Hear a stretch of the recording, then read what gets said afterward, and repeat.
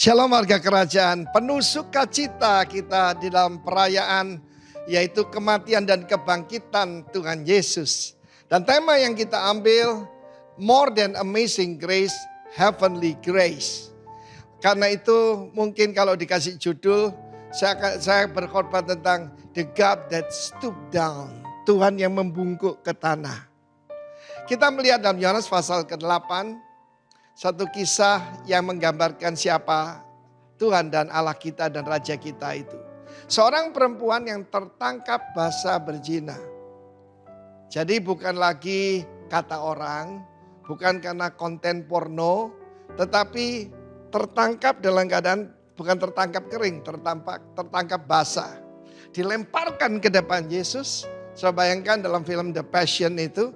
Dan pada saat itu mereka berkata, "Guru, menurut hukum Musa, wanita semacam ini, bukan pasangan ya, wanita semacam ini, wanita selalu jadi sasaran. Harus dirajam dengan batu sampai mati. Apa katamu?" Dan Yesus membungkuk ke tanah dan menulis. Seorang raja tidak akan membungkuk ke tanah. Dia datang sebagai hamba. Dia mengosongkan dirinya, kenosis. Ketika menciptakan manusia pertama Adam, Allah turun dari langit.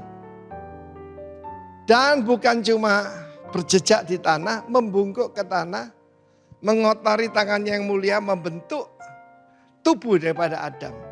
Dan mengembuskan nafas kehidupan, roh dari sorga, tapi tubuh dari bumi. Dan Yesus menulis ke tanah. Pada saat itu mereka mengajukan satu jebakan buat Yesus. Kalau Yesus berkata, emangnya gue pikirin rajam saja. Dia akan berurusan dengan otoritas Romawi. Tetapi kalau dia bilang, jangan dong, kasihan kan. Beri dia kesempatan. Maka dia dalam posisi susah. Berarti dia melanggar hukum Taurat. Tapi dia berkata, barang siapa tidak pernah berbuat dosa. Hendaklah dia melemparkan batu yang pertama kali.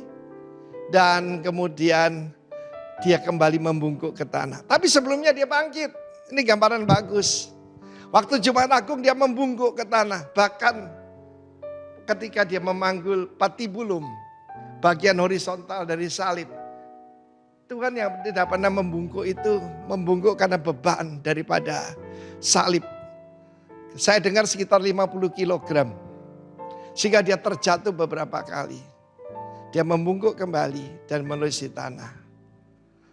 Itu jari yang pernah membuat 10 perintah Allah dengan jarinya. Dan dalam Alkitab jari selalu berbicara the Spirit of the Lord. Kuasa Tuhan, the power of God. Dan kemudian mereka mundur satu persatu dari yang paling tua sampai yang paling muda. Ada banyak sekali spekulasi apa yang ditulis Yesus.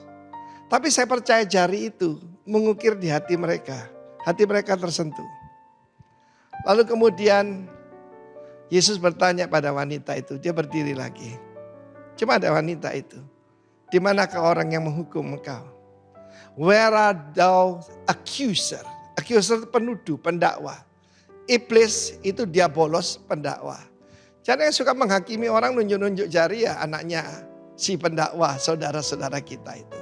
Tidak ada Tuhan. Pergilah dan jangan berbuat dosa lagi. Yesus datang bukan cuma ngampuni dosa, tapi menyelesaikan ketidakbenaran. Dan memberikan kita grace, yaitu anugerah untuk bisa tidak berbuat dosa. Yesus digoda dengan segala temptation, tapi tidak pernah jatuh kepada temptation ataupun rayuan. Kiranya kuasa yang sama bekerja pada kita. Heavenly grace. Haleluya. Amin.